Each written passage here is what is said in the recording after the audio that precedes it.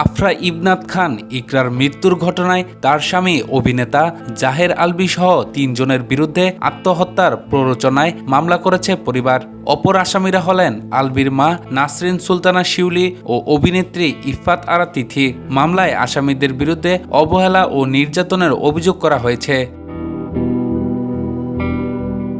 আজ রোববার বিকেলে রাজধানীর পল্লবী থানায় ইকরার মামা শেখ তানভীর আহমেদ বাদী হয়ে মামলাটি করেন। তিনি বলেন, আজ সকালে ইকরার ময়নাতদন্ত সম্পূর্ণ হয়। এরপর মরদেহ নিয়ে যাওয়া হয় ময়মনসিংহের ভাল্লুকার দিতপুর ইউনিয়নে তার গ্রামের বাড়িতে। সেখানে পারিবারিক কবরস্থানে বাদ আসর সমাহিত করা হয় ইকরাকে।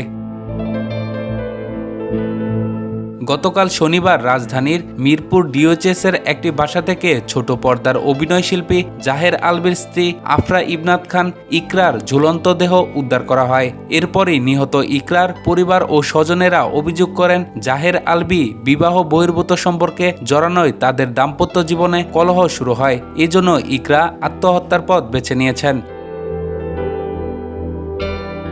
এদিন ইকরার মামা সোহরাওয়ার্দী মেডিকেল কলেজ হাসপাতালের সামনে বসে সাংবাদিকদের কাছে অভিযোগ করেন, আলভীর বিবাহ বহির্ভূত সম্পর্ক ও তার মায়ের নির্যাতনের কারণে ইকরা আত্মহত্যা করতে বাধ্য হন। ইকরা ও আলভী 15 বছরের বিবাহিত জীবন ছিল।